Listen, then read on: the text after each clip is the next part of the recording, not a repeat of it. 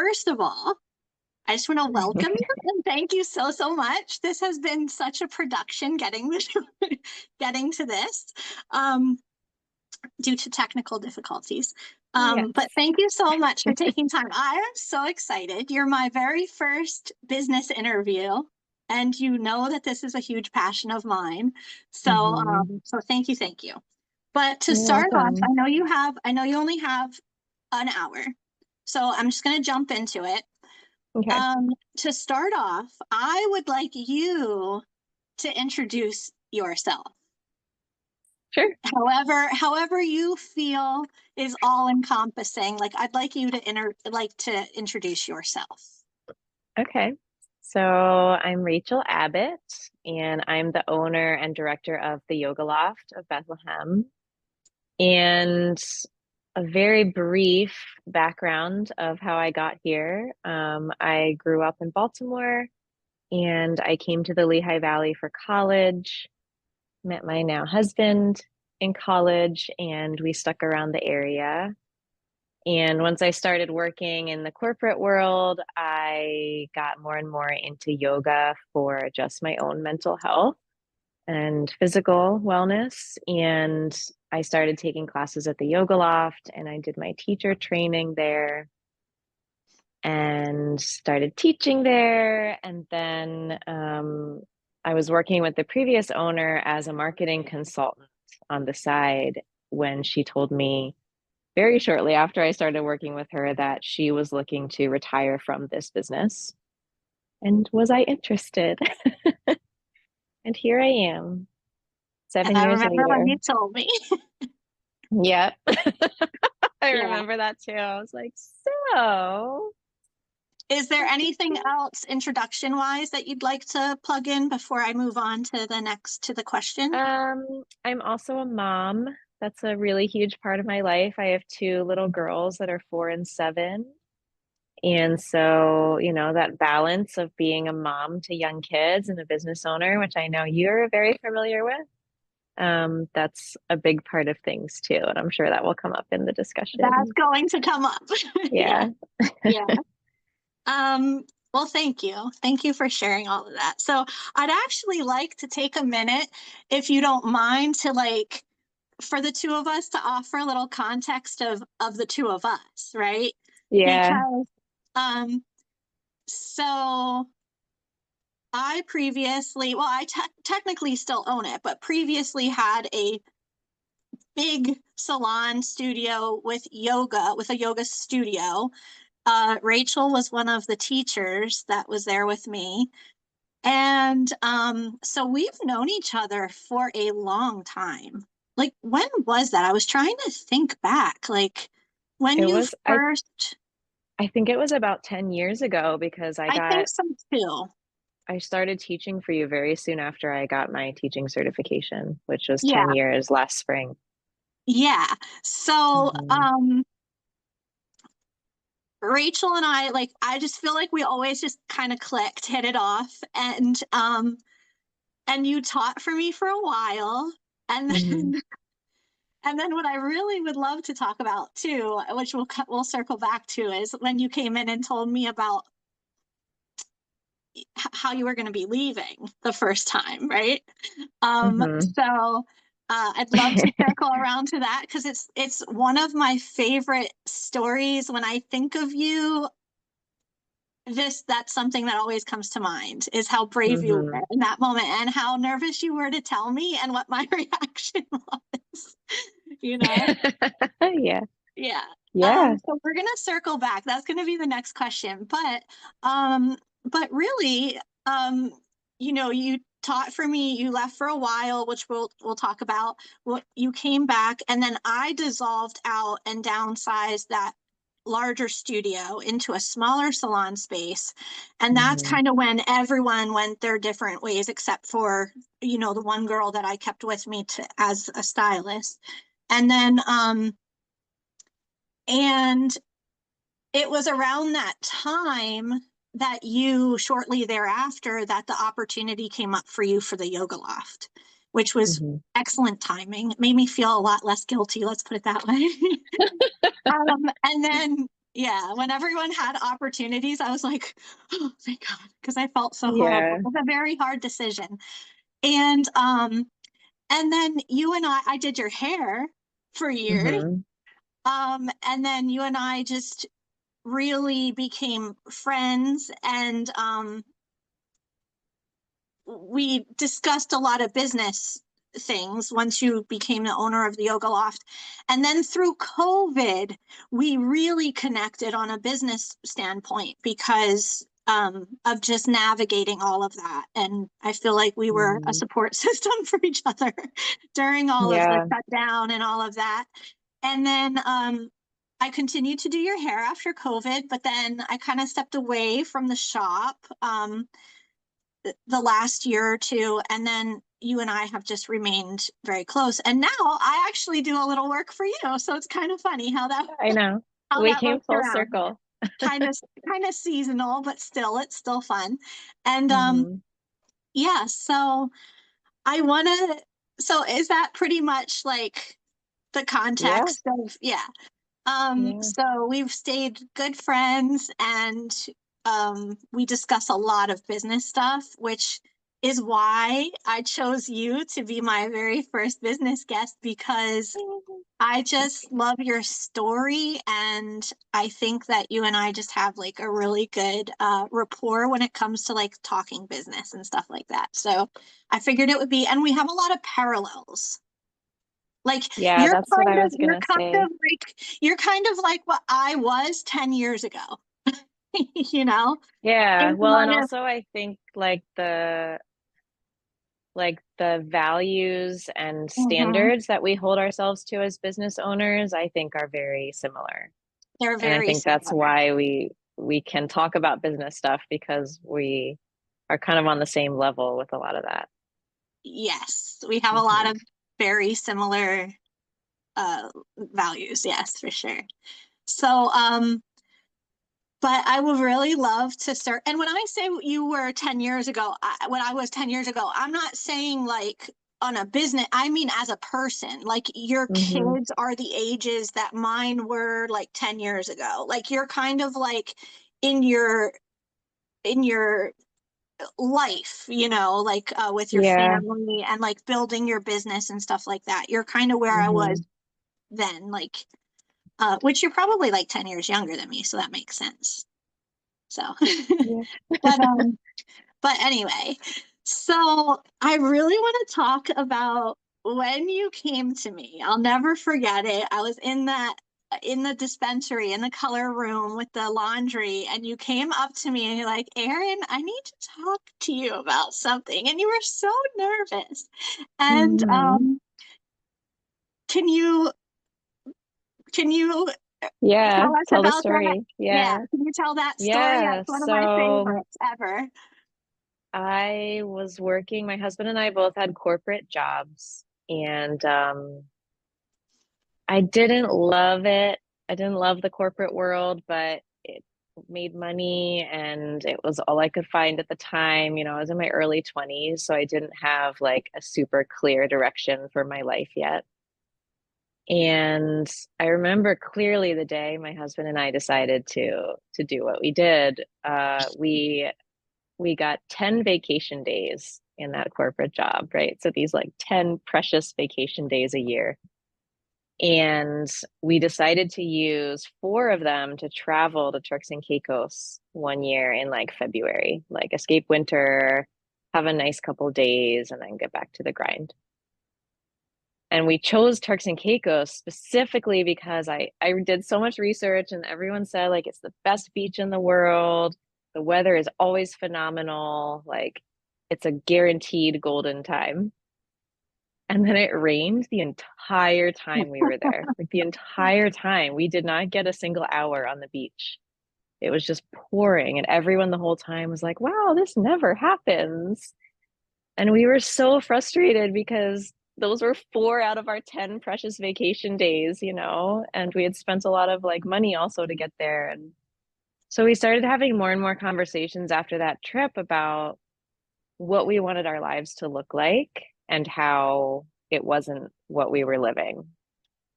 And so we decided to just try to shake things up a little and give ourselves a little time and space to pursue creating businesses that we both had already started to brainstorm and build on the side, but with very little time to do so.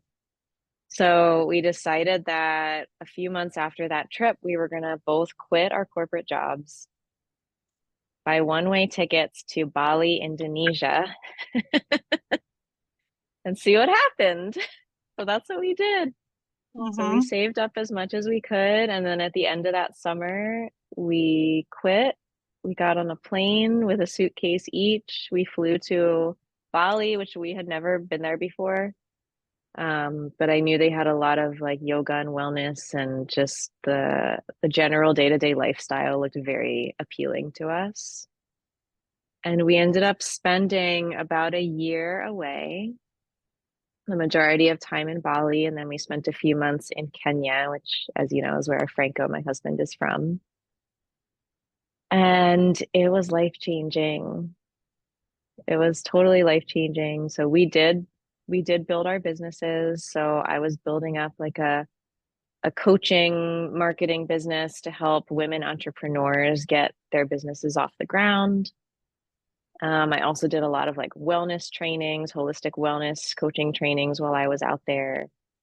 And it was like, I miss it a lot even now, but it was really refreshing.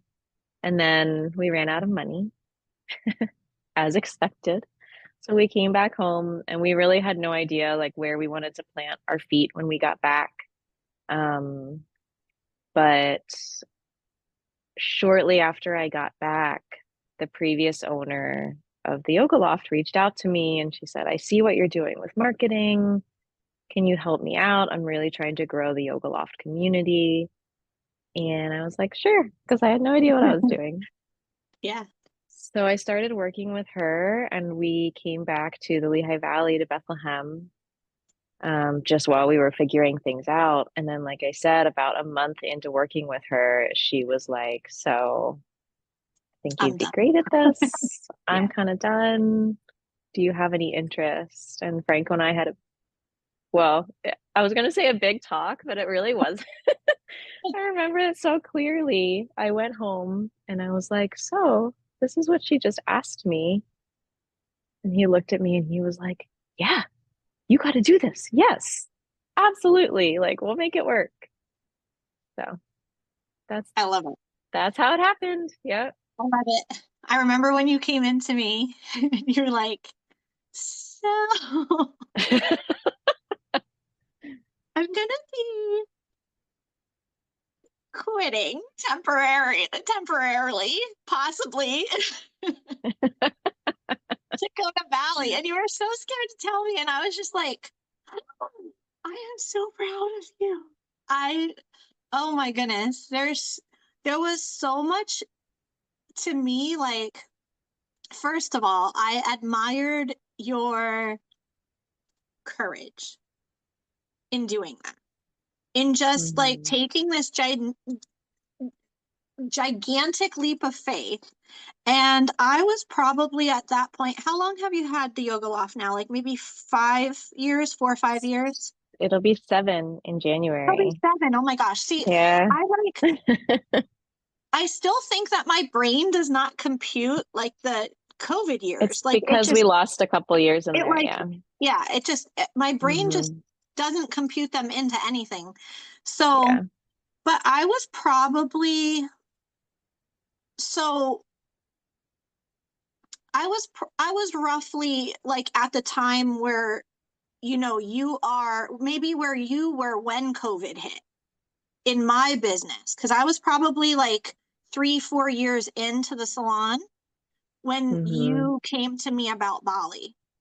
So anyone, like I always say, local small businesses, those business owners, they're not powering through because they're making money. They're not powering through because they're it's very there's a ton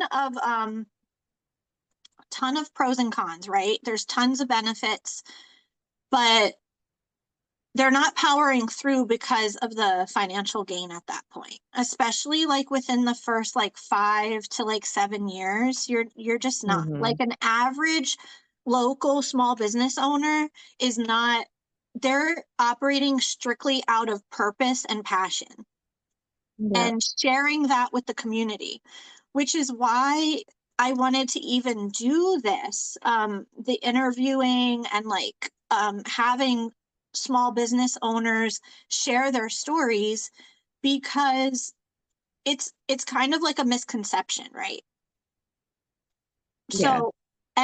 So I was kind of like at the place you were right around COVID hit, where I loved what I did. I was super grateful for the opportunity. I worked so hard to get past those first couple years.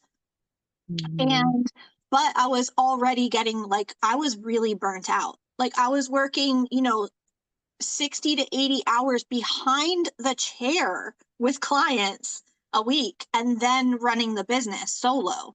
I mean, when I say Hmm. solo, I'm not saying I didn't have help with, you know, staff, with like people that were helping me in the salon. But Right. like, But I you was didn't really have single business. administrative staff.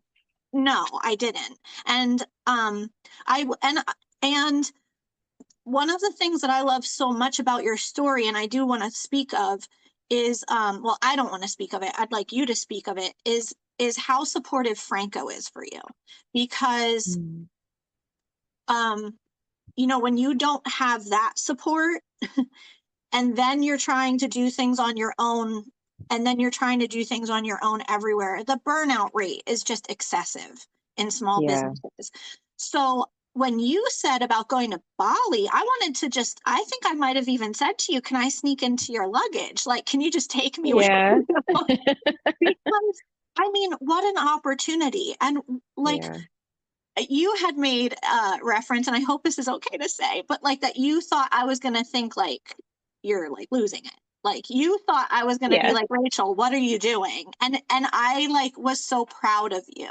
And it's still one of the things, like, when I think about you, it's still one of the things that I think, gosh, she's so brave. Like, she's just so Oh, courageous. That leap of thank faith to you. Bali was like that first moment where I really saw like just how, I love how you don't conform. And Hmm. I think that's where you and I are incredibly similar. And I think that there's in the ways that we run businesses, right? Like, we don't want to Yeah. conform. We want to be authentic and genuine. Right. And sometimes that, unfortunately, it can be a pro, but it can honestly be a drawback. Yeah. It's been in some ways for us, Yeah. right? So Especially if people are expecting you to conform, yes, or to just yes, like do things how they've always been done. And like, as you know, that was kind of a unique challenge of taking over an challenge, yes, existing business. yes. The business had existed for 12 years before I came along, and Mm, there were a lot of expectations that things would just kind of continue as they had been done.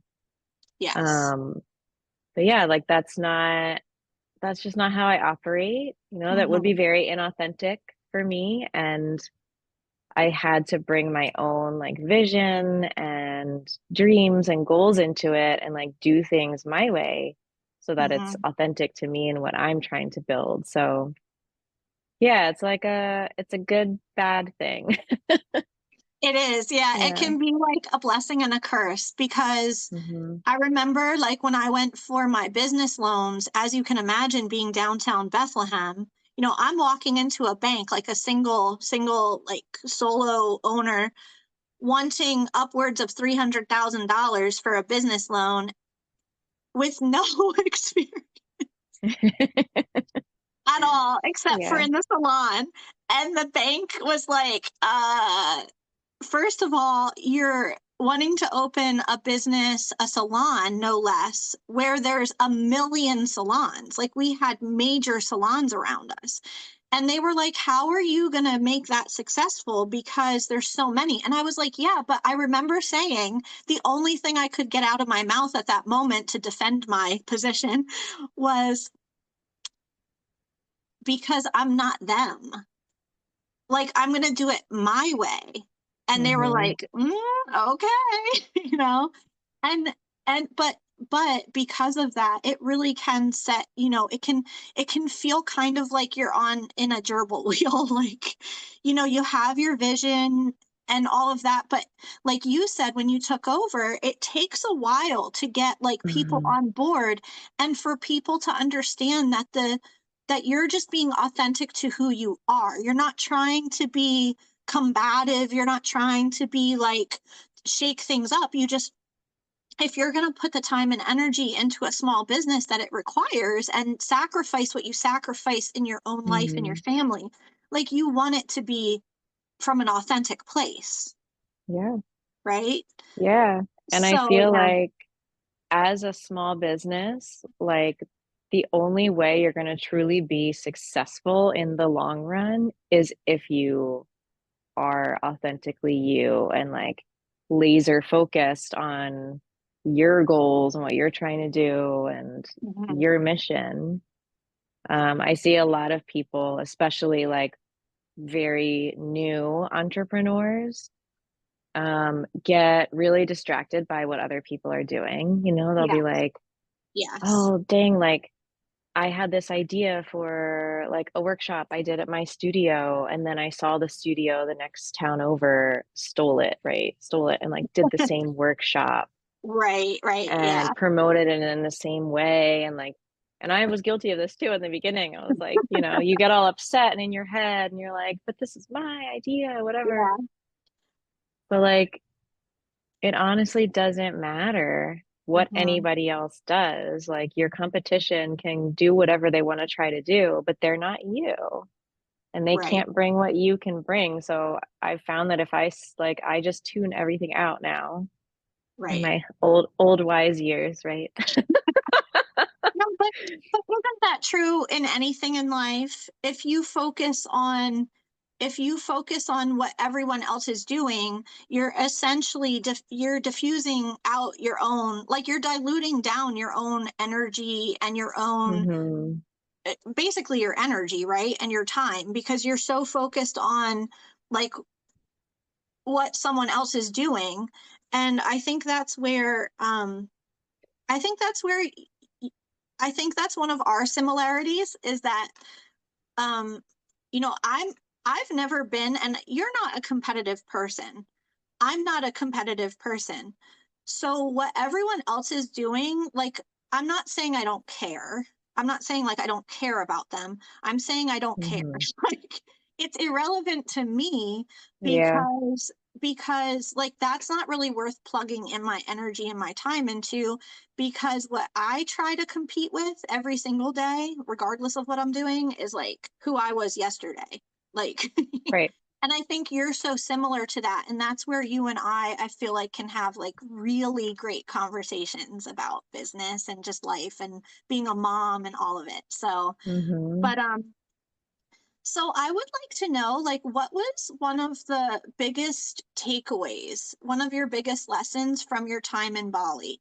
Like, what was when you came home, what was your biggest takeaway of that experience coming home and like plugging those experiences into your life to kind of move your momentum? Because when you came home, I'm not saying you were a different person in a negative way, but you definitely had like a different energy, and your energy was Hmm. perfectly beautiful before you went to Bali, but you had a very different type of energy when you came home.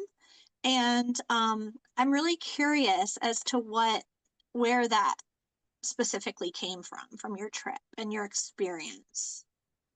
I mean, there were a lot of life-changing things. Like it's kind of hard to narrow it down to one thing, but I would say Sure. that the thing that caused the biggest shift for me personally that then let me like be ready for what I was about to do with the yoga loft was the focus on myself, honestly, because before I left, it was, wake up early, go to work all day, get off at like 5:30, 6 o'clock.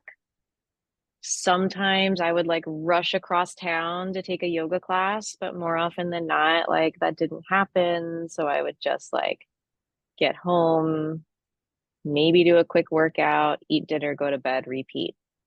Right. And that was like day after day after day of like Mhm. spending the vast majority of my waking hours doing something for someone else, for someone else's business, very little time and energy on myself, just even as a person, let alone like what I really wanted to do with my life professionally. But in Bali, I mean, obviously I had a lot more time to do so, but I really spent a lot of energy figuring out who I was and what I needed and what would allow me to be in a space to really thrive with my goals and, my profession. I didn't even know what that was really at the time. But I started some really clear and like very regular self-care activities. Every morning I would wake up and journal and read and practice yoga. I took a ton of yoga and mindfulness classes while I was there. But also I just met a lot of incredible people there who were similarly minded, whereas like I left this situation, and not to like bash the corporate world, like that is It's a perfect different, for some people. It just depends it's a on what different your goals are and what you're one. looking to do. Hmm. For me, it wasn't ideal, Hmm. because I didn't feel like I could show up authentically, right? I had a role to play, and if I didn't play it, I was going to be out the door, and that's Right. that. But Bali is like, I'm convinced it's like this magical island that somehow draws people from all over the world who are so like-minded in being authentically them Hmm. and in taking care of themselves and like having these really deep core values. Um, and I felt like it was one of the first times in my adult life that I was like, oh my gosh, like I don't have to put on any kind of persona here. Like people won't think I'm weird if they just met me and I try to talk to them about like yoga and meditation for an hour. Like, or people won't like have expectations of me to be any certain way or to say certain things or even to dress a certain way. So it really allowed me to just like find out who I was as a young adult and to create really clear values and visions for what I wanted my life to look like. And again, like when I talked about that, like, oh, what do I want my life? Like I'm crafting my ideal life, right? Like people didn't look at me like I was crazy there, like they did in the corporate world when I would say stuff like that. People would be like, Right. okay, I'm on your lunch but I break. You're need like, this we can report do by 2 p.m. yoga. Yeah. Yeah. Be like, let's take a lunch Um, break yoga class. Be like, huh? yeah. And they're like, Now corporations have been embracing, the corporate world has shifted a lot. But back when, when I was in the corporate world, before I was in the salon industry, it was a very male driven. And I'm not saying there's anything wrong with that. I'm saying it was very, very hard to be, especially a single mom in corporate America. You were kind of stuck, like it. yeah. And and mindfulness and all of that was not part of the corporate scene. So I think you Hmm. were kind of coming out of the corporate world at the tail end of that kind of corporate minded, slightly more male dominant realm of corporate America. Over the years, especially through COVID, corporate America softened a lot. I mean, they really did. Yeah, they're getting there. Yeah. Yeah, and they started bringing, I mean, as you know, because you offer it, like more health, mental health, Hmm. more awareness to things. So more family kind of focused types of programs and things like that. Yeah. So, I mean, Yeah. that's good, but that's not the corporate America. The corporate America that is now is not the corporate America you and I worked for. Yeah. Yeah, no. So, but yeah, well, thank you for sharing that. I definitely think like I feel like that's pretty much like what I saw in you is that I feel like you I don't know, maybe Bali was more like shared your overall like life vision, so it kind of made you more comfortable to open that up or something like that, like to Yeah. embrace that in a different I way think so. and kind of like connect you to your inner self, which is so important. Yeah. Yeah. Because it was funny, even like, you were very encouraging when I told you what we were doing, but I the was so majority happy of for you. people here that we told, like, and Or especially at not. my job, were like, what? Like, what now? Yeah. And so Franco and I kind of left with this mindset of like, oh wow, like we're doing something kind of out there. Like people don't do this. This is seen as very like strange. But then we got to Bali and so we'd meet people and we'd be like sharing our stories, like, oh yeah, we just like quit our jobs. We got a one-way ticket. We don't really know when we're going back, or like we're just trying to figure out our lives. And then the people would look at us and be like, us too. Like I that's was what like, Bali what? is. Yeah, Yeah. that's so great. Yeah, I feel like there was, maybe in my perspective, like when you came to me and we talked about it a little bit more and stuff like that, and just over the years, I feel like there was like I I always say that like when people don't understand things, they tend to put like a blanket of fear or like judgment or like shame over things that like they Mhm. don't understand. So because it was such a foreign concept to so many people of like what life is like in especially the northeast part of our country, it's a very like it's not a relaxed kind of mentality. It's a hustle culture here, right? Yeah. A total Hmm. hustle culture. So, the harder you work, the more respect you get. It's like it's just a hustle culture in the northeast of of our country, right? So, I feel like my doorbell just rang. Sorry. I just got That's okay. distracted. Um so yeah, so sorry, I just like my doorbell just like threw me off. I'm very sorry. It's But yeah, okay. I think there was almost like this like blanket of shame that people put over you. And I really felt like that was very unfortunate because you were really just going out to like seek something bigger than what you guys were experiencing here. And Yeah. And then it I was, admired it. Like I admire you so much for that, you oh, know? thank you, Yeah, Erin. you're It was welcome. interesting too, then to like come back from that. And as I said, I wasn't back and working with the previous owner for very long. It was like a month or so when, she offered me her business and Yeah. stepped in as the new owner. And it took me a little while to realize that to kind of like reintegrate myself back into this culture and like not to shift how I was or like put that mask back on, but to figure out like how to approach it with people.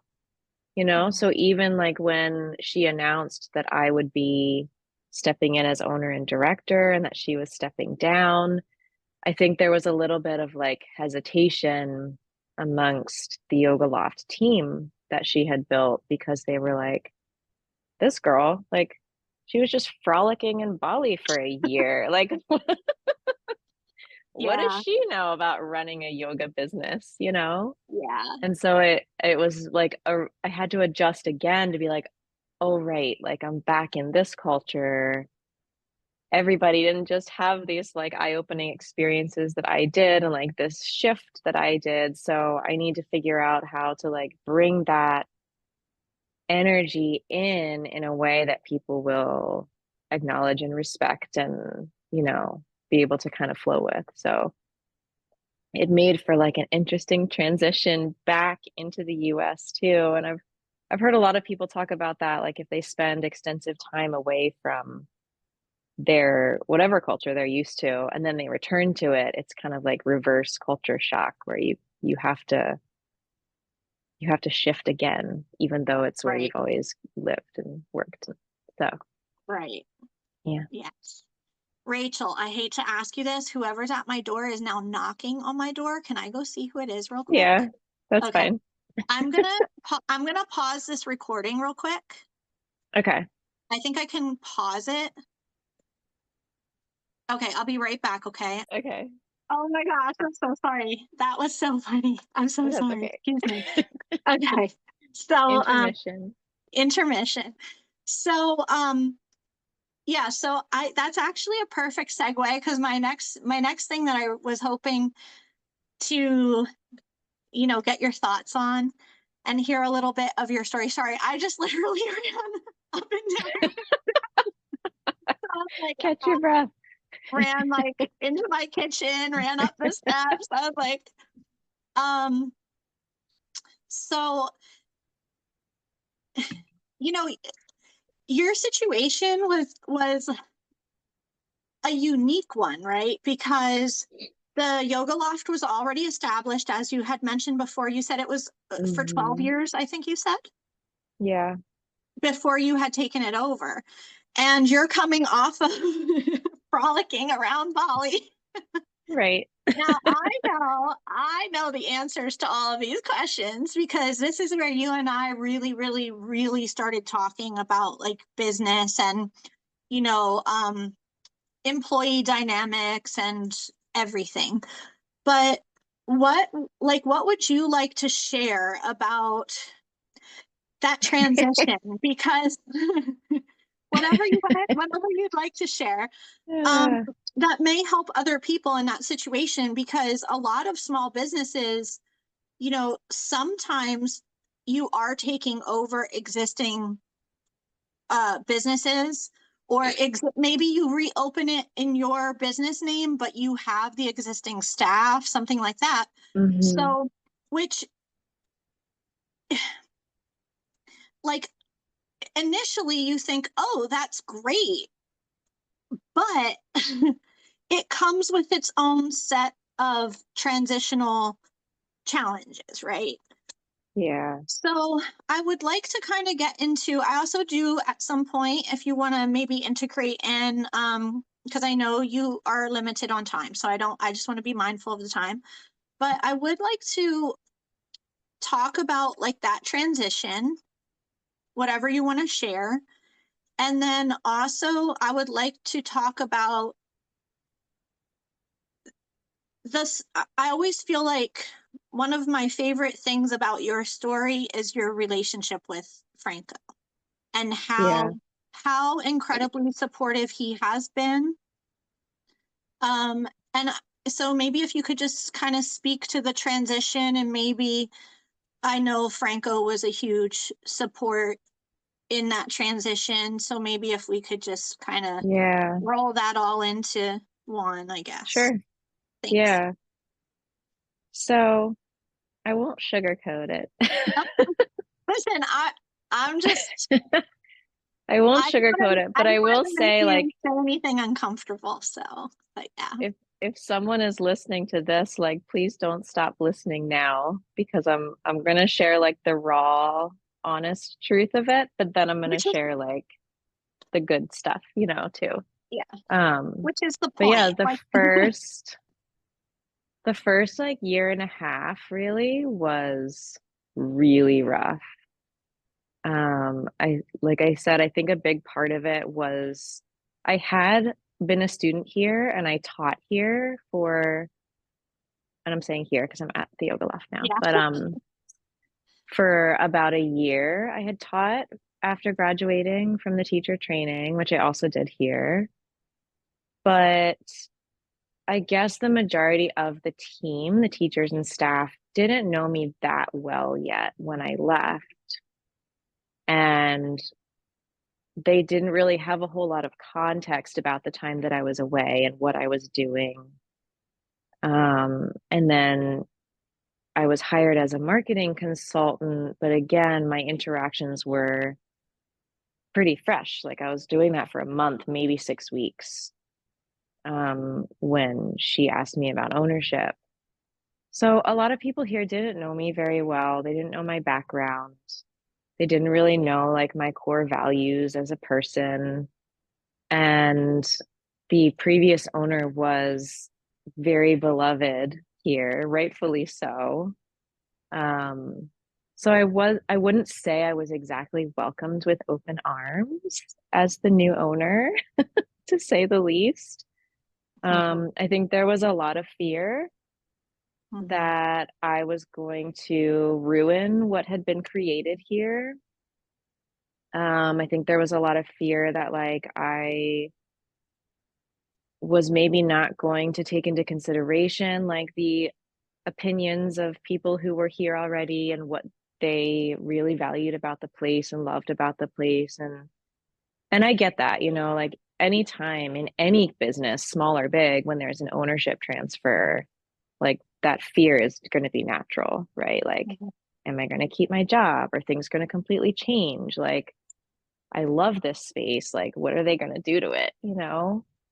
So there was definitely a ton of that fear going around, and it was all projected at me.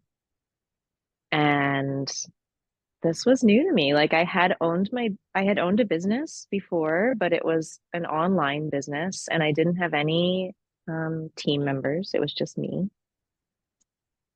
And so I think it was like a really big hit to my ego and how I felt I was perceived in the community. Um, it was really hard. It was really hard. And um, there was a lot of moments when I felt like quitting. And that is really where Franco came in. Like, I would go home and just like sob to him and be like, I don't know why I said yes to this. Like, I don't think I can do this. I don't think I want to do this. Not what I thought it was going to be like. Um, nobody sees my vision. Like, they don't see the value in it. So why am I trying? And Yeah.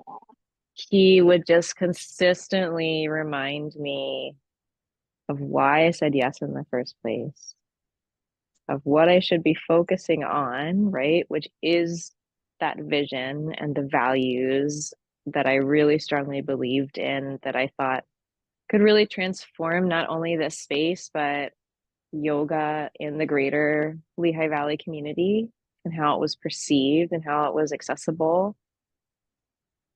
So he was like my rock through that time. But also, like you, honestly, like being able to talk things out with you. And it was always like while you were doing my hair, I would just like word vomit the whole time. But like those conversations made me like reminded me that like, no, I'm not insane. Like, no, I'm not a horrible person. No, I'm not destroying this beloved business in Bethlehem. And just kind of like kept me in perspective during that time, so that I didn't quit, because I'm really glad I didn't, and like the reason that I even said yes when she asked me, like when she asked me, I was like 7 months pregnant with my first baby, Yeah, I was gonna you mention know? that you were just coming into motherhood. Yeah. Yeah. And like I still, didn't really know what I wanted to do with my life. I knew I loved yoga and I loved the yoga loft. Mm-hmm. And so when I heard that she was going to retire, I was like, oh my God, like I don't want the yoga loft to close. It's one of my favorite spaces, Mm-hmm. And I kind of got the sense from her that like she was really done. And I Mm-hmm. felt worried that if I had said no, she might have just closed down. Um, and I also like I loved it, and I could really see like when she asked me, I almost had this like instant vision of like what the space could be. You Hmm. know, it was already a fantastic space, but then I had like my vision of like, wow, like here's where we could take it next. This could Yeah. be the next phase of it. And I just like I really had to cling to that in those first years because it was brutal. And we did lose several team members who had been here for many, many years. And I think that at the time that terrified me and upset me, but I think that like I had to make space for the programs and the people and the environment that I was trying to build. Right. And I Well, think like it's an unfortunate side effect of that, but like not everybody is going to share in that vision. mhm. So, if they can't get on board with the new direction that you're going in, like it's just not going to work. Well, right. And we've, you and I have had these conversations for years. This is like, this conversation is a large majority of what we've talked about, like navigating all of that, Yeah, whether it be with like your employees or whether it be with your community, or even we grow as people. Like, you're not the same person you were when you took over the yoga loft. And you have to, you have to, it's just, it's the way, it's the growth, right? Like, you have to have things on board that support the growth of things, whether it's you yourself, whether it's the, you know, the intentions with like the employee dynamics, the intentions with the community. Like, you hmm, can't grow if you're allowing the expectations of other people to suppress you in any aspect of life, right, right? Like, you can't. It's impossible. right. So Yeah. you so And in many ways, um I feel like maybe it wouldn't have been as hard for as long if I had just like acknowledged that right away and identified, right? Like these people are on board, they're excited about where we're going, and these people are not. Goodbye to those people, right? But like yeah, it's I'm a tough. huge empath, and so it's really Mhm. hard. It's hard to be a small business owner and be like highly Oh, empathetic. It's yes, crazy hard. And, it's it took a crazy little hard. time for me to like figure out the balance of that, of like Mhm. preserving my energy and preserving the environment that I need to be able to thrive so that the community can thrive. And it took a little while for me to figure out that balance. And, you know, we live and Yeah, we learn. we do. Yeah. So, can you take a couple minutes to speak of that balance, because this is also something that I know the background very well. I know the conversations we've had over the years, and Hmm. the thoughts and the feelings that we've shared over the years with this. But not only is it like a balance within ourselves, but then you're also a wife, you're also a mother. Can you Hmm. speak to like what has been some of the more helpful aha moments, advice, anything really, realizations that you've had yourself that have helped you balance, like keep that balance to where you're not losing yourself in the process? Because I think that's what ultimately leads to people just getting so burnt out that they lose themselves, Yeah. and then they can't fight back. Like, the passion isn't stronger than the burnout. Right. So Yeah. can you speak to that a little bit? Well, I knew very early on that I was not willing to sacrifice time with my kids and my family to make this business work. And like you're one of the people who really emphasized that to me because in like some of our earliest conversations about business, I'm gonna you cry. I feel stressed, tears coming. I'm sorry.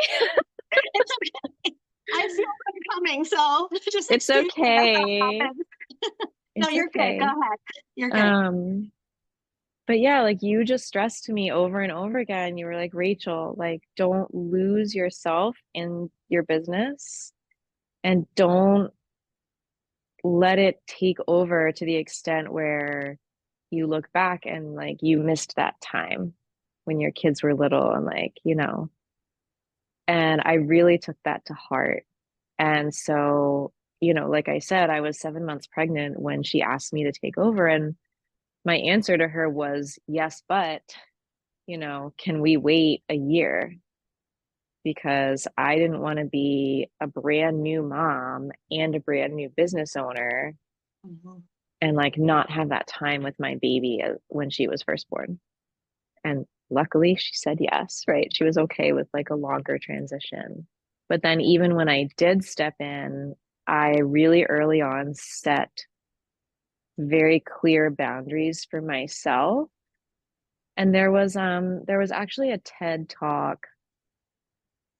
Can't remember who it was right now, but I'll look it up and send it so you can include it like in the description. But there's a Okay. really good TED talk of an owner of actually a very large tech business. I can't remember which one it was right now, but I remember listening to that as well. And he was like echoing what you were saying, where he said, people were asking him, oh, how are you so successful? Like, and you have kids and a family and stuff. How does that work? And he said he's just set super clear boundaries from the start. Everybody knew what they were, and he was not willing to budge on them. So that's what I have always tried to do. I like we're a business that we're open in the morning and then we're open again in the evening, right? So it'd be really easy for me to be here from 8 a.m. until 9 p.m. But I was like, no, my kids are little. I want to have dinner with my family every night. I want to put my kids to bed every night. So that's just, I set my schedule that I'm here during the daytime and I have people who come in and hold the space for me in the evenings. And I realize that that's a privilege that some newer business owners might not have, right? The ability to hire a team to take on a big part of that time burden so that you can have that balance. But my biggest piece of advice is like, if at all possible, as soon as you can, hire really good team members so that you don't burn out and you can find that balance with your personal life. Because if I didn't have, like, I have, an incredible assistant director, I have front desk staff, and then I have a ton of great teachers. So I don't feel like I have to be here every minute that we're open. And that, that was actually one of the biggest things that I was criticized on in that first Mhm. year and a half. I remember Um, that was a big people one. people did not understand that, and they Mhm. were like, "You are not here enough. Like this is your business. You need to be here. If we're open, if we're having a big event, a workshop, like your face needs to be in the studio way more than it is." And it, in the beginning, it definitely really got to me because I Mhm. hadn't like built up my confidence yet as a business owner. And so for a little while, I was trying to be like, okay, well, let me like come in like 2 evenings a week every week and like rotate which evenings they are so that like everybody sees me a little more in the evenings. And let me like take on teaching another weekly class, so that more students can get to know me through my classes. And I tried, but I quickly found that like I was not happy doing that. And I always felt guilty. No matter where I was, I always felt guilty for not being in the other space. Right. And I think once I finally was like, look, I'm just going to do this my way, the way that works best for me and helps me to keep my sanity and my happiness and that work-life balance, which is the whole reason I became an entrepreneur. Right. Yeah. And I'm just not going to care what people say or think. And this is how I'm going to run my business. And it took a lot to get to that point, Hmm. but I've been so much happier, Yeah. And like occasionally people will still bring it up to me. They'll be like, "Oh, like you're not here very much in the evenings." And when it's before, like when I first took over, that would have made me like freak out and probably like cry and You're like, I try to don't want to change do this something. anymore. Now I'm just like, no, I'm not. And that's why I hired this incredible team members to be here for me in the evening so I can be home with my kids. Right. So you have to set those boundaries and you have to be vigilant about sticking to them, no matter how many people complain to you. So true. It's so true. Well, first of all, I want to thank you actually for, I didn't even like pay you to say those things, but, but thank you.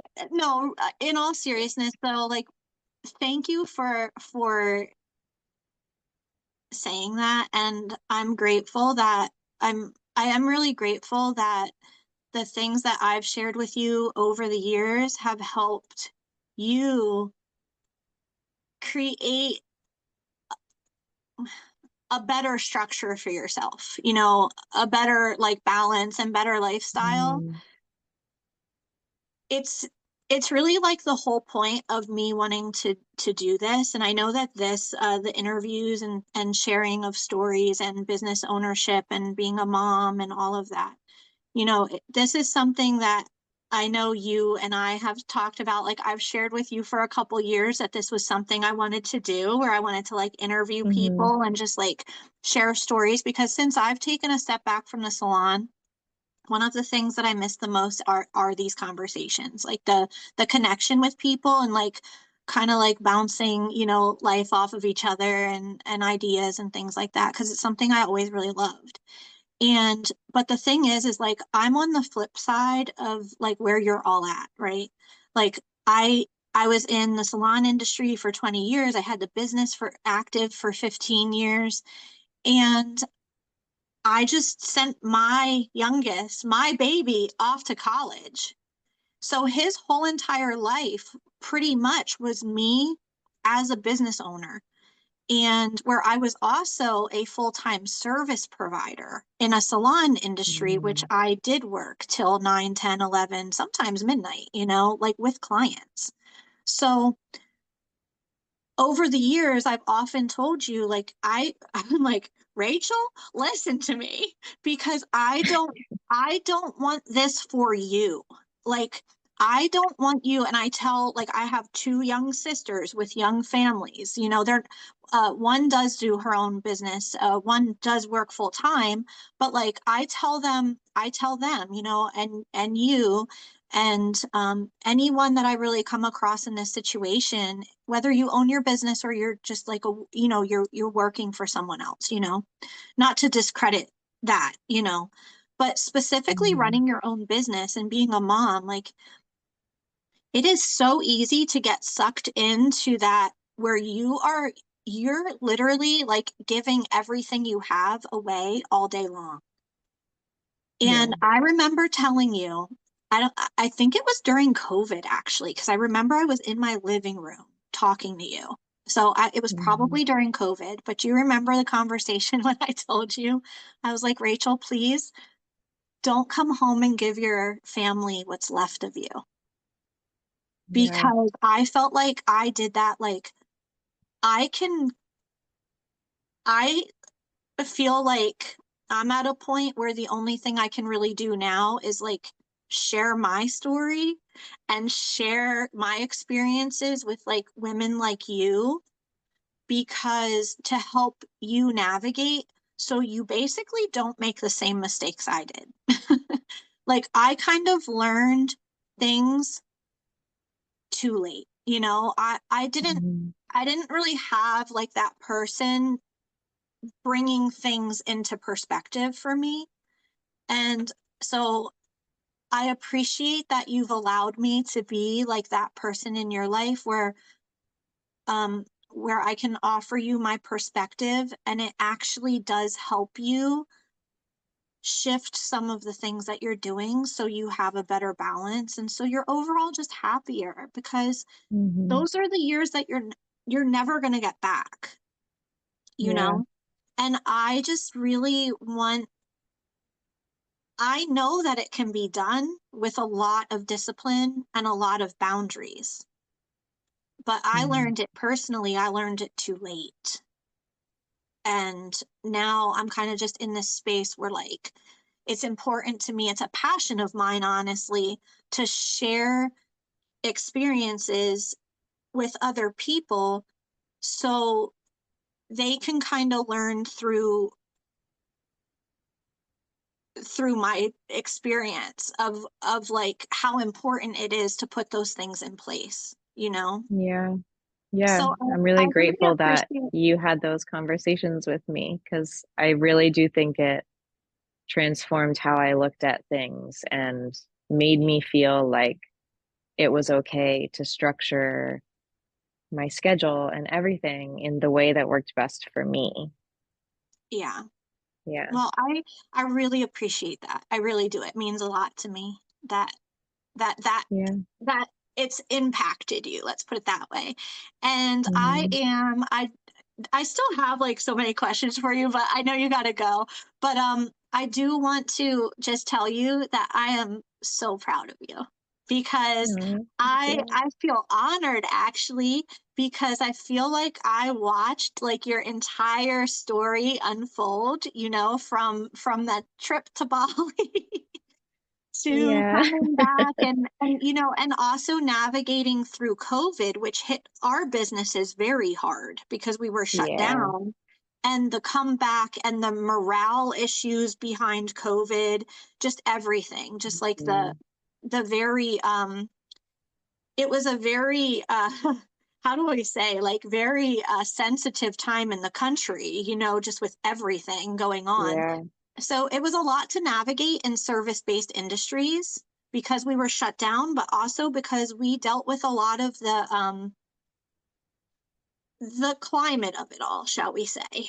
Um, but I really I'm really just so proud of you. I really am. You're doing an Thank amazing you. job, and Thank I'm you. really proud of you. And is there anything else before you go that you want to say that you would Yeah. like to share? I was thinking there's like two other big pieces of advice that I would give to people who are owning or starting a business. Okay. Um, the first one again something that Franco really has helped me to learn and stick to over the years, and that's to really heavily focus on your core values at all times. And Mhm. I'm talking about your core values as a business, right? So, like, it's important to identify what those are because there's been so many moments over the years where I'm like, I don't know what to do. Like, I don't know what the right answer is here, because Mhm. as an entrepreneur, you're mostly just like learning by experience, you don't, Trial and there's error. no like training for this. Yeah. Yeah, it's a lot of trial and And error for sure. anytime I'm like talking to him or like venting or like brainstorming something out, every time he'll ask me, well, which direction aligns more closely with your core values? Mhm. And every time that, as soon as he asks me that, I know the answer like that. I know what to do Yeah. because they're so clear. And I feel like if you make decisions that are value based, I mean, obviously there's no like certainties like this always works, but in my experience, it always works, right? Like whenever a decision is value based, even if at first that decision seems really hard and messy and like questionable, in the end it always works out better because you're Mhm. moving in the direction you're supposed to be moving in. Right. So that's one. And then the other big piece of advice is be open to flexibility, be willing to pivot. We did survive COVID Mhm. when a Which was lot of rough. other small businesses did not. It was really rough, It was but I rough. I truly believe that the only reason that we survived it is because I was willing to pivot multiple times, and like completely let go of the old business model and like what worked before and what has always been done and like how's everybody else doing it, but like be willing to completely switch things around when necessary and try something different, and just let go of that fear a little bit of being Mhm. the first one to try something different.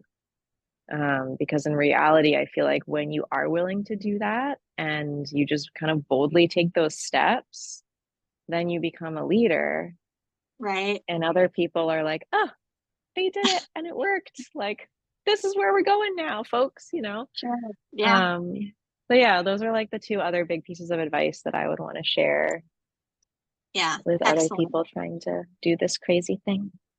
Excellent. Mhm. Excellent. Thank you so much for having me. This was Thank fun. you. Well, Yeah. thank you again, because I feel like there's still like, I think because More I questions. know there's still so much, because I really did want to kind of tap into like navigating COVID, even though COVID is a past issue. That's a lingering it's had a lingering effect on businesses and just like rebuilding. Yeah. I would love to like even just talk to you about that specifically, like how you went about that and what worked for you and things like that. So maybe after Yeah. the holiday craziness, we could touch base again and you could Yeah, we can do come a back part and talk. two. Yeah, so excited. Yeah, I'd So love to. I'm so proud of you. So Thank proud of you. And you. also, I just want to shout out to Franco for being such a supportive partner and husband. And because Yeah. that's a very vital part of it. And I would love to like offer him that credit of being so supportive of you. Because I Hmm. know that he has been, from our Yeah. conversations, and he's just such a beautiful soul. I just love him. So, I know. but yeah, so I mean, Yeah. it's hugely important. And when people are trying to do things without that, you have to offer yourself grace, because that's a hard thing to go at when you have something Yeah. driving you maybe even back. Right. So I think too, right? Would you say that's another big thing? And I think that's something we've talked about before we close out of Hmm. this, is like you have got to offer yourself grace. If you Yeah. don't, your passion is gonna, the negative self-talk is gonna supersede your passion. So a lot of grace, Yeah. you know? Offer yourself grace and find people who are going to be that support system for you, Yeah, and if you feel like you don't have that, whether it's at home or at work, like find even one person who's going to be a cheerleader and like hold you absolutely. up when you're crumbling and feeling like you can't do it, because everybody needs like help at some point, Yeah, and it's not a weakness. A right. lot of people, feel like they're not cut out for it. Like maybe they shouldn't have. No, it's not that. It's that it's a lot. It's a lot to carry. It's a Hmm. lot to navigate. And you do need a support system to some degree, Yeah. so, and you have to be kind to yourself. Like at the end of the day, you have to take care of yourself. And that's where I feel like I just failed, honestly, which is what I'm learning. And in retrospect, and also why this is such a passion project of mine, because I feel like Hmm. these are the stories that make people feel like less alone and hopeful to turn things Yeah. around, to make things thrive. Because I mean, you're proof of that. You are proof of that. And I'm so proud of you. And I love you so Thank much. you. I And love I you thank you so too. much. But I will let you get back to your day. And thank Thank you you so for much. And having we'll, me. oh, it is my greatest honor. I love you so much. All Thank you, Rachel. right. Until part two. Take care. Bye. Thank you. Bye.